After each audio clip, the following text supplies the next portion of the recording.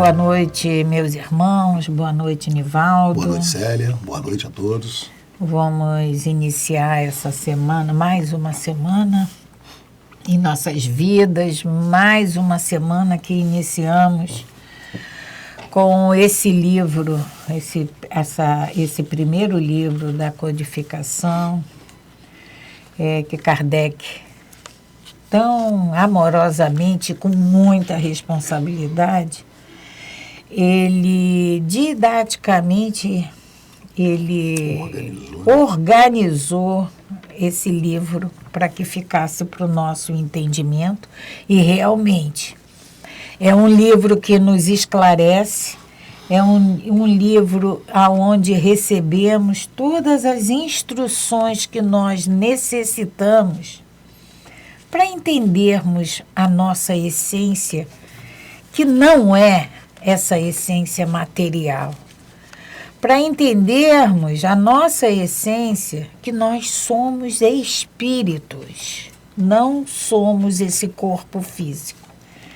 Então é com muita alegria, com muito prazer, que reiniciamos esse estudo, que começamos mais essa semana na companhia de vocês, na companhia do Nivaldo, na companhia desse livro e de todos esses amigos espirituais que sempre nos assistem, que coordenam, que protegem esse nosso estudo.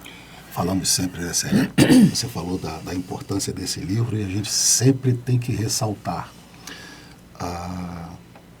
o caminho que ele nos leva, a descoberta. E aí a gente lembra quando Jesus nos disse, né, conhecereis a verdade e ela vos transformará. Então, quando a gente passa a conhecer, né, a nossa essência, que é uma essência divina, não essa essência material, como muitas das vezes nós enxergamos, quando nós percebemos que nós nascemos esse espírito, estamos ocupando esse corpo físico e temos aqui uma jornada para alguns 70, 80, 90 anos, e que uma hora nós vamos ter que retornar à pátria espiritual, despojando esse corpo físico e nos prepararmos para uma nova investida na carne, e em cada uma delas buscando essa melhoria das nossas atitudes, dos nossos sentimentos, das nossas emoções. Quando a gente percebe isso, Célia, a nossa vida muda. Aquelas dores mais acentuadas pelas quais estamos passando tomam um outro significado, toma uma outra forma de entendimento. E nos explica, né, Nivaldo, tudo isso, por que nós sofremos? Perfeitamente. Porque nada é assim à toa. Nós estamos exatamente aqui, né, estudando as leis naturais, vamos iniciar hoje o livre-arbítrio, mas nós vamos falar sobre o determinismo, vamos falar sobre fatalidade. E esse assunto, né, fatalidade, determinismo em nossas vidas, muitas das vezes a gente toma como aquela condição de que, puxa vida, O acaso. Não é? Por que eu estou passando por isso? E quando a gente entende o porquê que eu estou passando por isso, e a gente começa a tirar lição, tirar aprendizado, entender o que nós temos que aprender com as coisas que nós estamos passando, e esse livro, Célia, essa codificação, nos dá essa Nos esclarece essa isso tudo. Aí você falou da nossa existência aqui na matéria, 70, 90, a gente tem conhecimento de pessoas de 100 anos. Aí a gente pensa assim, mas muito tempo. Mas esse mesmo livro nos esclarece que o tempo no mundo espiritual é diferente do nosso aqui, que é um piscar de olhos diante da eternidade. Isso que a gente chama de viveu muito tempo, E isso serve exatamente para aqueles momentos, ou para aquelas dificuldades que nós estejamos passando. Que a gente tenha a certeza que tudo passa. E não fui eu, não foi Nivaldo, não foi Kardec. Quem falou isso? Quem falou isso foi a Virgem Maria. Exatamente. Tudo passa. Então, a nossa dor vai passar, a nossa alegria vai passar. A gente não pode esquecer isso, vai passar. Tudo passa. Então, vamos, para dar início ao nosso estudo, vamos fazer a nossa prece agradecendo sempre a Deus, nosso Pai. Agradecendo, Pai, pelo dom da vida, agradecendo por mais essa oportunidade que Tu nos dás de estarmos aqui reencarnados.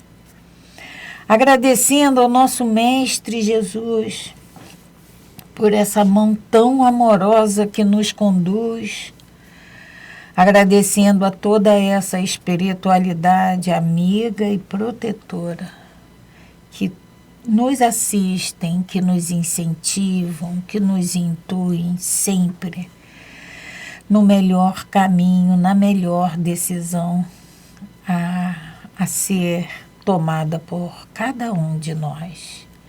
Te pedimos, Mestre, que possamos ter os nossos ouvidos abertos, nossos ouvidos espirituais abertos, para ouvirmos, para entendermos todas essas intuições que nos chegam, porque sabendo ouvi-las, elas vão nos conduzir sempre pelo melhor caminho, pelo caminho de sabedoria, pelo caminho de luz.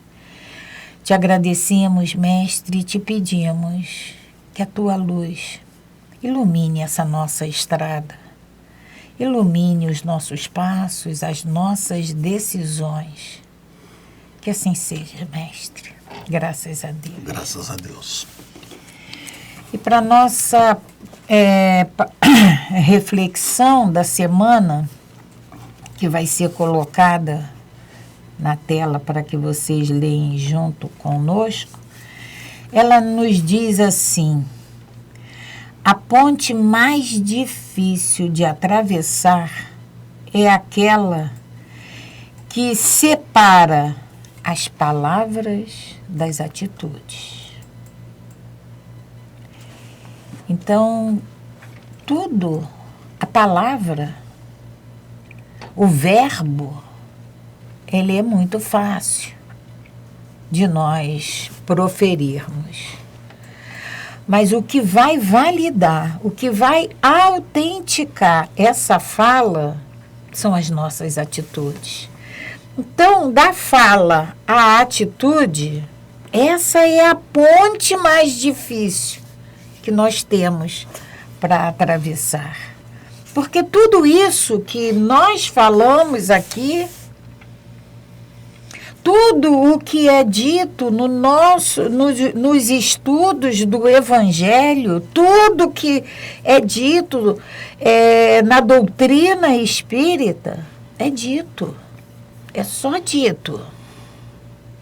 Mas as atitudes, as ações é que vão autenticar, é que vão validar o que é dito. E essa é a ponte mais difícil de atravessar. E Madre Teresa falava, né, que as mãos que fazem, as mãos que trabalham, né? As mãos que trabalham, elas são mais santificadas do que a boca que profere. Então, essa é a ponte. Nós podemos aqui falarmos maravilhas, falarmos coisas profundas. Eu só acrescentaria... Mas ao sairmos ali, desconhecemos nosso irmão, desconhecemos o que acabamos de falar. O nosso coração, a nossa boca pode ter mel, mas o nosso coração é enrijecido. Eu acrescentaria, né, Célia, entre nessa ponte, né, da palavra para a atitude, a vontade. Claro. né, que vai fazer toda a diferença. E no capítulo lá do Evangelho, quando se fala do homem de bem, né, do espírita, a gente fica imaginando que para ser espírita a gente já tem que ser bom, a gente tem que ser perfeito. E a gente sempre diz o seguinte: nós temos que nos esforçar para que a gente possa trilhar esse caminho do bem, esse caminho do acerto. Então, esse pensamento, essa palavra, para a gente poder transformar em atitude, nós temos que nos esforçar. Porque muita gente no meio do caminho, Célia, desiste. É muito difícil, não dá, não. Mas vamos nos esforçar, vamos fazer até onde a gente consegue. E Nivaldo, não é, essas atitudes não são grandes atitudes, não. É uma pequena atitude. É aquele pequeno passo que a gente dá em direção à senda do bem. Sabe aquele irmão que a gente passa por ele todo dia e que ele, aos nossos olhos, ele é invisível? E a gente para e reflete que ele não é invisível. Eu é que faço dele um ser invisível. Então, quando eu mudo esse meu olhar, já é uma atitude. Perfeito. Nós não precisamos de hoje para amanhã ou no minuto seguinte já sermos grandes. Nos transformarmos em Madre Teresa de Calcutá. Não, é devagarinho mesmo. A gente pode, né, Célia, a partir de hoje, dar bom dia para aquele que a gente, para aqueles que para nós eram invisíveis. É começar a ter esse olhar. E, Nivaldo, vamos parar e vamos pensar. Dar um bom dia de verdade. A gente não gosta de receber um bom dia. Célia, às vezes faz toda a diferença naquele dia que está iniciando para nós. E por que para o nosso irmão não vai ser importante? Aquele porteiro que está lá, que gentilmente, quando nós estamos assim sobrecarregados, ele abre a porta de um elevador, ele nos ajuda, auxiliando de alguma maneira. Por que ele não pode receber um bom dia de verdade nosso? Um desejo de bom dia. Que seja um bom dia. Então, são pequenas atitudes que vai fazer, essa ponte que nós precisamos atravessar e vamos atravessar. Então, Célia, vamos dar continuidade ao nosso estudo do Livro dos Espíritos. Estamos ainda nas leis divinas, as leis naturais, leis que regem todo o universo, não só a Terra, não só o nosso orbe, mas todo o universo. São leis divinas, leis de Deus. Nós falamos agora, ainda há pouco, né, nas últimas semanas, da liberdade de pensar, que é uma liberdade integral. Eu posso pensar o que eu quiser. Ninguém pode me proibir de pensar, porque é o que nós falamos aqui, né? O que eu estou pensando agora, a Célia não tem acesso. O que ela está pensando, eu também não tenho acesso. Então, nós temos essa liberdade de pensar. Essa liberdade é a única, a liberdade de pensamento irrestrita. É a única que é irrestrita. Depois nós temos a liberdade de consciência.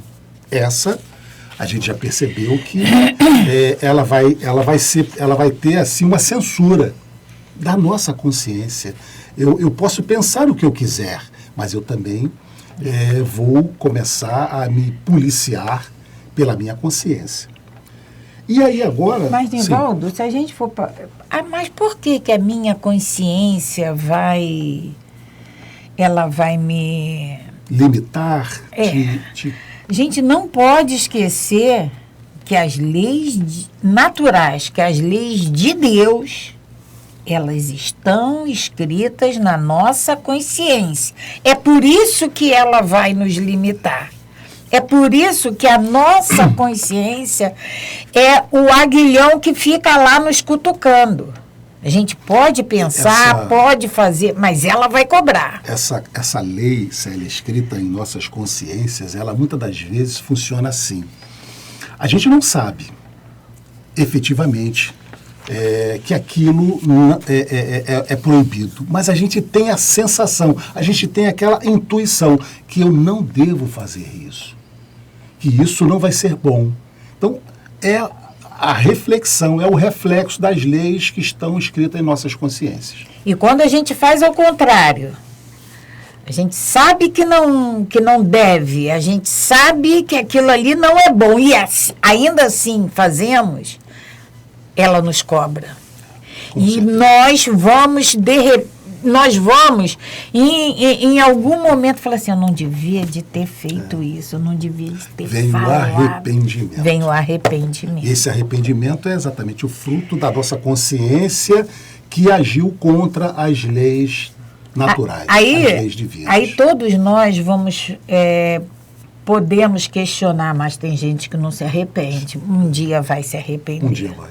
Pode não se arrepender agora. Ainda, devido ao seu embrutecimento, à sua materialidade, ele ainda não consegue acessar a esse banco de dados da sua consciência. Mas um dia ele vai.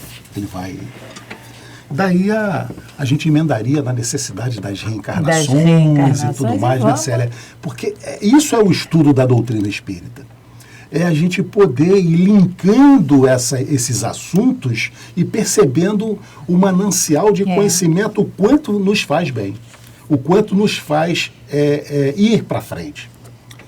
Mas agora, Célia, nós vamos falar sobre o livre-arbítrio, que é um assunto muito interessante. Porque nós pensamos assim, eu posso fazer o que tudo. Eu quiser. Pode. E podemos. Mas tem consequência. Eu costumo sempre dizer que Deus é tão bom, mas tão bom, que Ele permite que a gente faça o que a gente quiser. Mas Ele também é tão justo, que Ele vai fazer com que a gente exatamente receba com as consequências daquilo que a gente fez. Atos. Podemos plantar o que a gente quiser, mas nós vamos ter que colher aquilo que plantamos. Né? É assim que Ele nos educa. Perfeito. Né? Então, a primeira pergunta que Allan Kardec faz sobre essa questão que é tão importante do livre-arbítrio é a seguinte: o homem tem o livre-arbítrio de seus atos? Nós temos o livre-arbítrio, podemos fazer tudo o que nós quisermos? Isso numa forma geral. E eles respondem para nós, os espíritos, respondem a Kardec, visto que tem a liberdade de pensar, tem a de agir. Sem o livre-arbítrio, o homem seria uma máquina. Se nós pararmos para pensar, Célia, em muitas das vezes nós encontramos pessoas, mas isso aconteceu porque era assim mesmo, eu não pude fazer nada. Ele tira dele essa responsabilidade sobre determinados acontecimentos em suas vidas, justificando esse determinismo. A falta dele não ter tido a possibilidade de fazer essa mudança. Nós vamos ver, não vamos antecipar, porque isso vai vir nas perguntas seguintes de Kardec, mas nós vamos observar que, evidentemente, nós temos esse livre-arbítrio, sim, né? Senão nós seríamos, como eles nos respondem, uma máquina. Nós estaríamos isentos de qualquer responsabilidade. Se as nossas decisões não fossem tomadas por cada um de nós, se elas fossem tomadas pelo mundo invisível, qual era a nossa responsabilidade? Pois é. Então, muitas das vezes, nós até queremos tirar essa responsabilidade. Nós vamos ver, muitas das vezes a gente põe a culpa na matéria, diz que a carne é fraca. As tentações estão aí, mas nós temos sempre, e nós vamos ver aqui, essa possibilidade de nós determinarmos o que é melhor para nós. E tem uma outra transferência de responsabilidade que nós usamos com muita frequência, foi o obsessor. Colocamos a culpa no obsessor. A culpa é do obsessor. Esse livre-arbítrio, Célia, a gente vai perceber, e vamos entender mais para frente também, que ele se inicia ainda no plano espiritual. Ainda como espírito a reencarnar, candidato à reencarnação, ali o meu livre-arbítrio já se inicia. Porque na maioria das nossas possibilidades, das nossas condições, nós participamos da programação reencarnatória. nós vamos ser ouvidos diante do que é apresentado para nós no planejamento reencarnatório lá, no departamento da reencarnação, mas o anterior, né, do esclarecimento, em que nós somos esclarecidos de tudo que nós precisamos realinhar. E aí nós escolhemos. Né? Nós vamos escolher, olha, eu quero resolver tudo isso, isso aqui não dá ainda, eu vou só fazer essa parte, eu vou me acertar só até aqui. E eu costumo sempre dizer, Célia, que no livro de André Luiz, que ele fala da reencarnação de Segismundo, ele traz uma passagem de um espírito que ia reencarnar num corpo feminino. Ele já estava com a sua programação reencarnatória pronta, mas ele retorna e ele pede para que nasça com um problema, uma anomalia na tireoide, para que essa anomalia provocasse um sobrepeso, porque ela, que nasceria no corpo feminino, tinha falhado por várias vezes pela beleza. Então, ela toma essa iniciativa. Olha o livre-arbítrio. Olha o livre-arbítrio, ainda como espírito.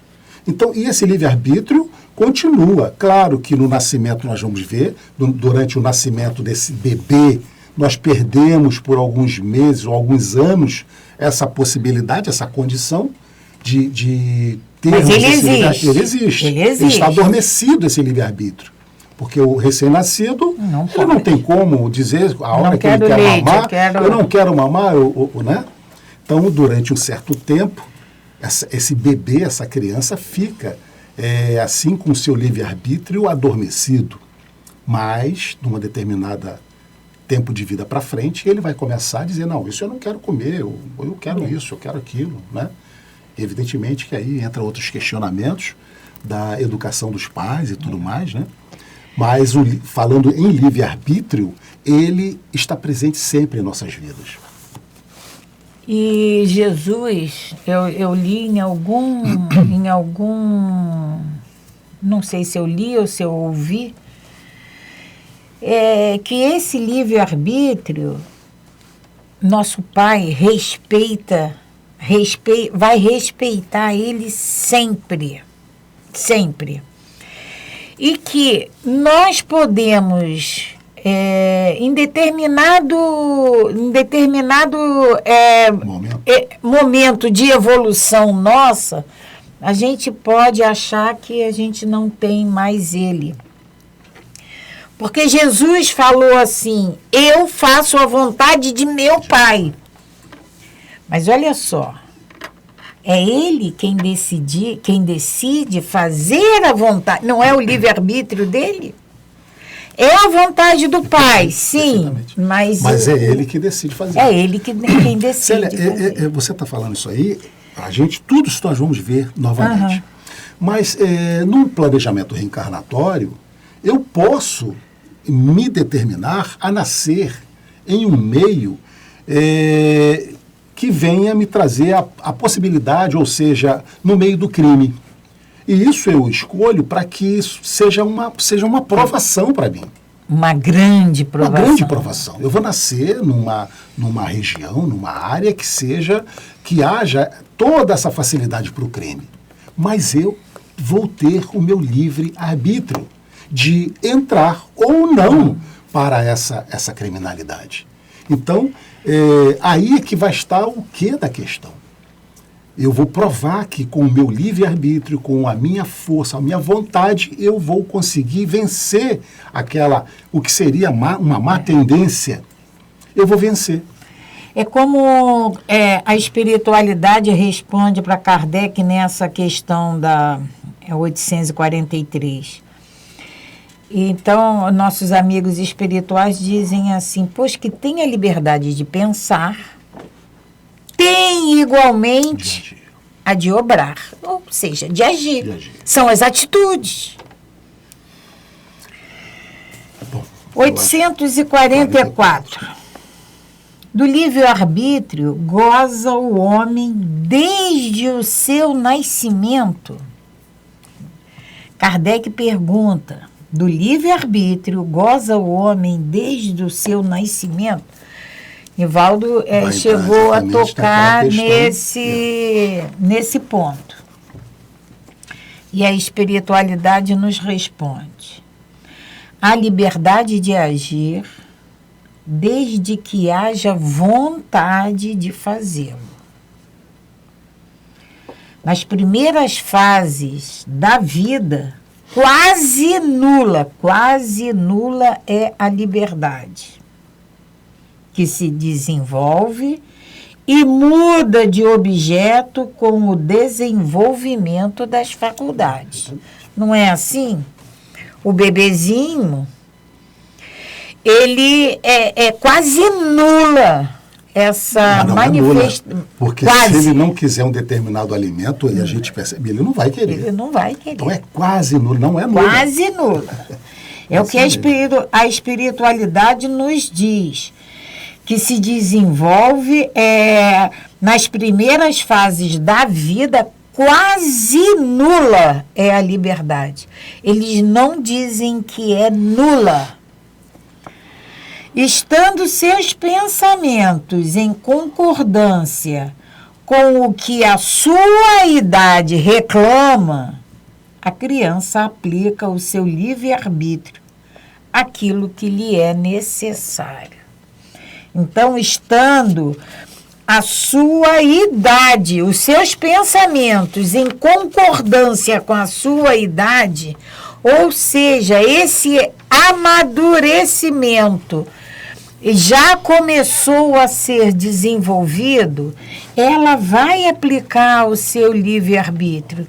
E não é assim que a gente vê nas nossas casas, com os nossos filhos. Aquela fase que a gente chama de aborrecente.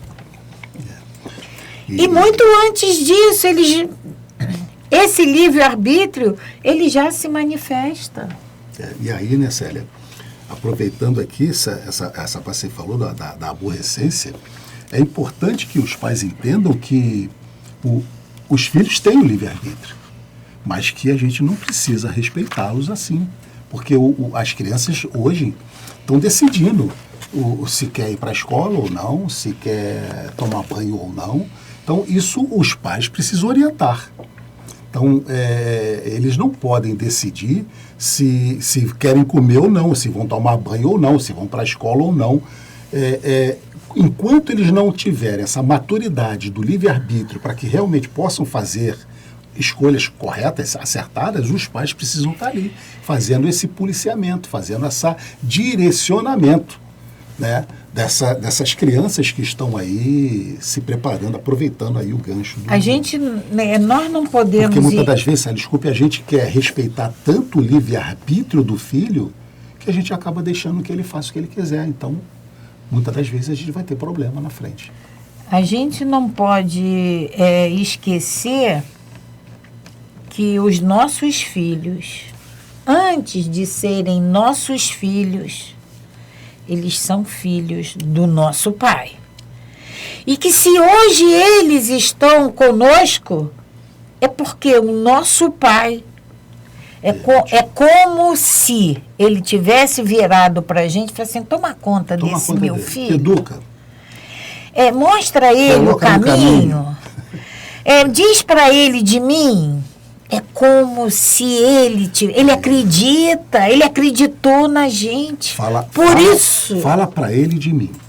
Infelizmente, a gente hoje não tem os pais que acham que, não, deixa meu filho crescer e ele vai decidir qual é a religião que ele quer. Então, a gente encontra hoje adolescentes que ignoram a existência de Deus. Então, a gente sempre diz, né, Célia, que se o pai é católico, leve para a igreja católica. Se o pai é evangélico, leve para a igreja evangélica. Se o pai é espírita, leve para a igreja espírita. Se é candomblessista, se é um bandista, leve para a sua religião. Apresente uma religião para ele. Apresente um Deus para ele. Porque Deus é um só. Ele vai poder escolher se ele vai seguir esse Deus que você mostrou para ele ou um outro. Ou até nenhum. Mas você precisa apresentar para ele. Nivaldo, tem uma representação, um círculo, um grande círculo cheio de portas. Mas todas elas, quando abertas, elas vão incidir no mesmo lugar, que é Deus. Seja qual for a religião, seja qual for, nos faz melhor, a sermos melhor, trabalha em cada um de nós. A nossa melhoria nos torna seres, homens de bem. Essa religião. Essa é a boa. Essa é a boa. Essa é a boa. Bom, Célia, vamos então à questão 845. E Kardec pergunta: as predisposições instintivas que o homem traz ao nascer não constituem um obstáculo ao exercício do livre-arbítrio? Então, vamos entender a pergunta. As predisposições instintivas que o homem traz. Então, essas predisposições é do espírito. Aquele espírito, ele já tinha uma predisposição, vamos aqui, ao álcool, ou às drogas, ou ao fumo, ou ao roubo. Ele traz uma predisposição, o espírito. Essa predisposição instintiva é aquele ponto, como você falou, Nivaldo, o álcool, as drogas, o sexo.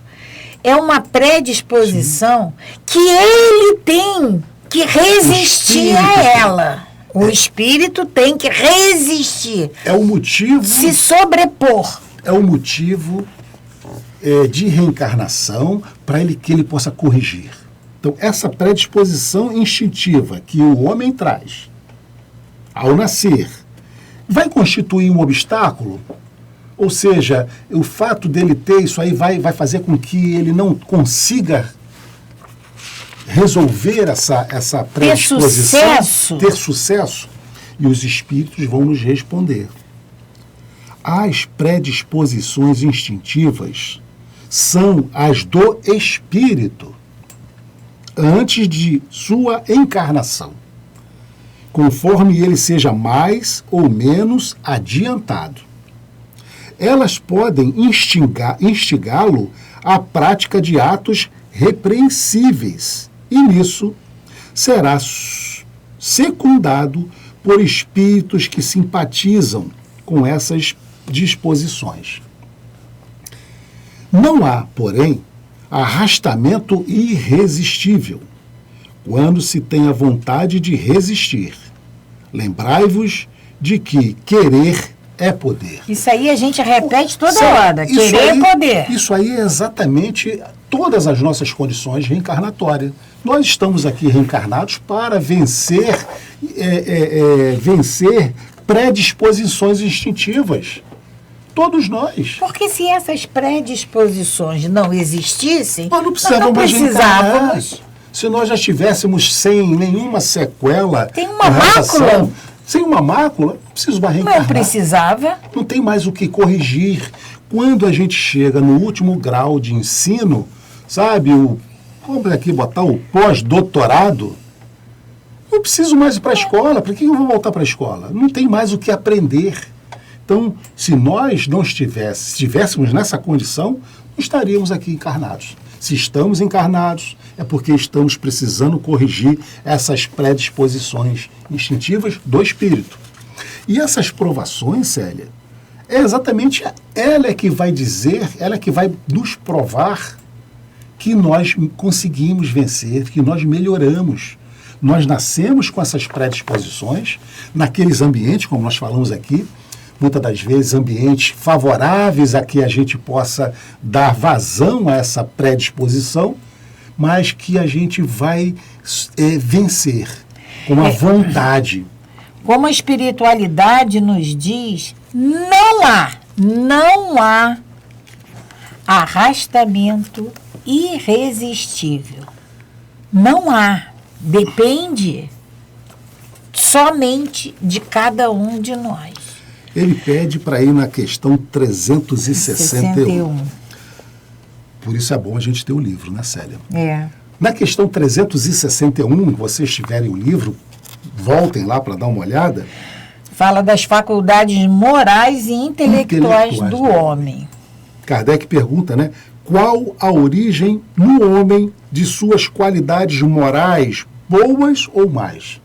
Qual a origem no homem? Nós não conhecemos pessoas extremamente boas e também não conhecemos pessoas extremamente más?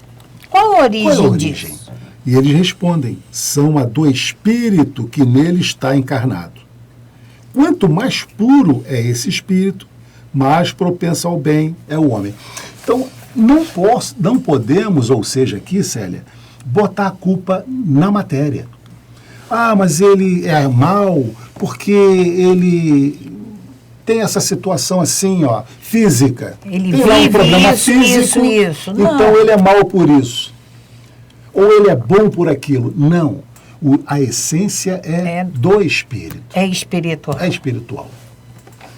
Isso que eles queriam deixar claro, cravado para nós.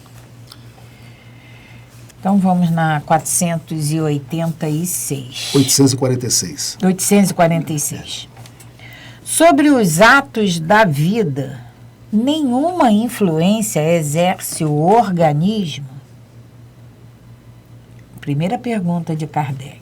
Sobre os atos da vida, sobre as coisas que o espírito necessita fazer ou faz. Nenhuma influência exerce o organismo? E depois Kardec continua. E se essa influência existe, se o organismo influencia nesses atos, e se essa influência existe, não será exercida com prejuízo do livre-arbítrio? Então, olha quantas perguntas Kardec faz sobre o livre-arbítrio. Primeiro, ele pergunta se ele existe desde o nascimento. Depois, ele pergunta se constitui obstáculos às predisposições instintivas. E agora ele vem falando da influência que o organismo exerce. Então, eu vou repetir a questão 846. Sobre os atos da vida, nenhuma influência exerce o organismo? E se essa influência existe, não será exercida com prejuízo do livre-arbítrio?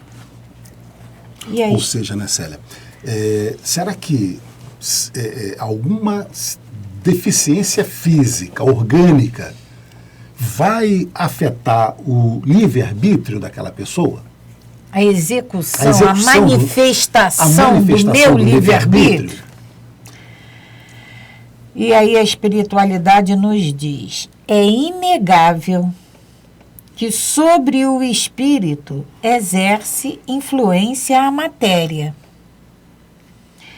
que pode embaraçar-lhe as manifestações, dependendo da sequela do corpo físico, é claro, porque o espírito, para que ele exerça todas as suas atividades, ele necessita desse corpo físico. Se esse corpo físico é sequelado, ele vai dificultar. Aqui, né, Célia, só trazendo aqui um exemplo para nós, né? Uma determinada pessoa pode ter ter vontade de tocar um piano, mas se ele não tiver as mãos, como ele vai fazer? Como ele vai fazer isso? Então, o organismo físico influencia no seu livre-arbítrio, na sua vontade. Daí vem que, nos mundos em que os corpos são menos materiais do que na Terra, as faculdades se desdobram mais livremente. Então, daqui a gente já pode deduzir, tirar como consequência dessa grosseira matéria que no nosso mundo, que elas dificultam essa manifestação. Daí vem que nos mundos em que os corpos são menos materiais do que na Terra, as faculdades se desdobram mais livremente. Porém, o instrumento não dá a faculdade. Isso é importante. O instrumento é o corpo. Isso. A faculdade é o espírito. Porém, o instrumento não dá a faculdade. A qualidade, né? O dom, a virtude é do espírito. É do espírito. É do espírito. Então, O corpo físico é mera objeto de são manipulação duas dele. situações, né, Célia? O espírito tem o dom do piano, mas ele não tem as mãos. Ou o espírito não tem o dom do piano, mas ele tem as mãos. Então, o dom é do espírito. E esse dom vai ficar contido pelo corpo físico.